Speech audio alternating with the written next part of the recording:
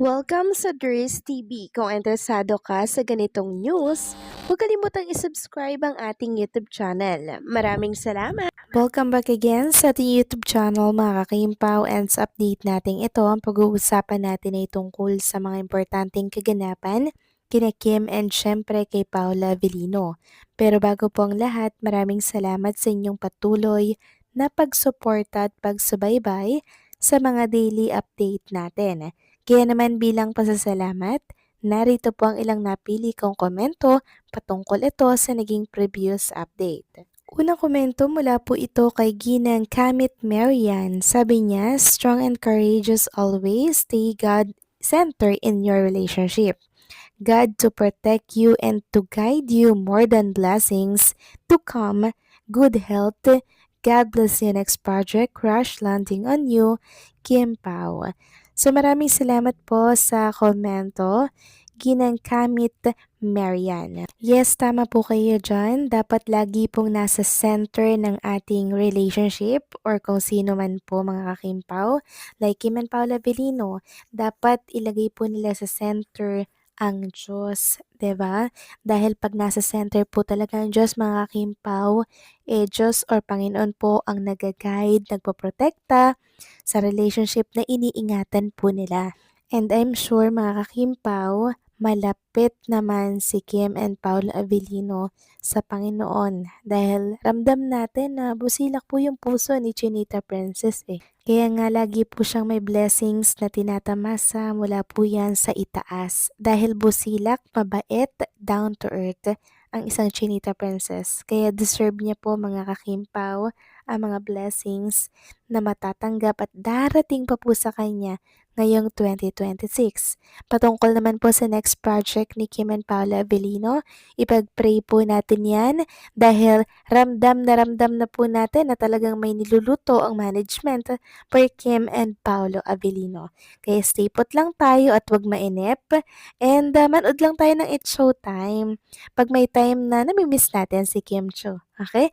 So maraming salamat sa komento, Kamit Marian. God bless po and mabuhay kayo. At ang next comment naman mula po kay Ginang Annalyn Hicap. Sabi niya, "Good evening, Ders. Ba't ganun? Parang may paramdam sa Showtime na may ikakasal sa kanila.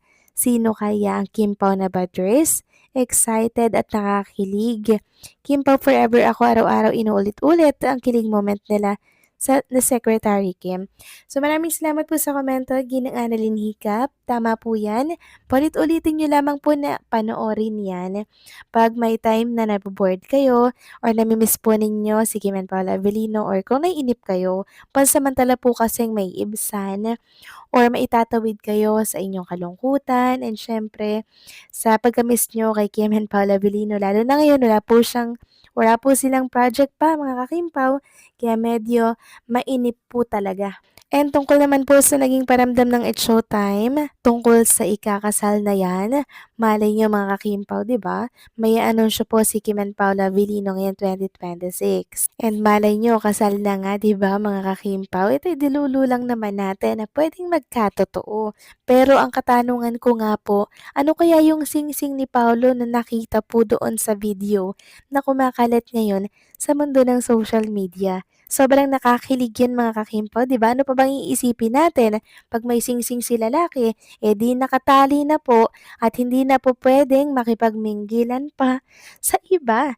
'Di ba? Kay Chinita Princess lang, sapat na. So, i-manifest natin yan ng paulit-ulit and syempre, idalangin natin yan sa Panginoong may kapal. So, maraming salamat sa komento, Ginang Annalyn. God bless po sa inyo and mag-iingat kayo palagi. So, eto na nga, pag-usapan na natin ang mga balita po na nakalap natin sa hapong ito or sa gabing ito. At unahin na nga nating pag-usapan ng tungkol dito sa post ng isang fan sa X. So, grabe daw po kasi yung combination ng face ni Kim and Paula Avellino. Parang magkamukha talaga sila, no? Sabi niya, grabe yung combination ng face nila. Very swak na swak talaga. Isa lang ibig sabihin ng pic na ito, kahit ano daw sabihin ninyo, wala na kayong magagawa kasi para sila sa isa't isa.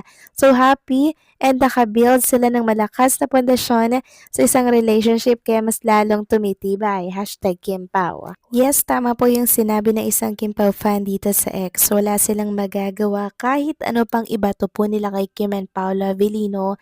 Tanging salita lamang yan dahil si Kim and Paolo Avellino pa rin po ang may hawak ng lahat ng desisyon. Ito po ay may kaugnayan dito sa article na babasahin natin na kung saan si Kim and Paolo Avellino daw ay maghihiwalay.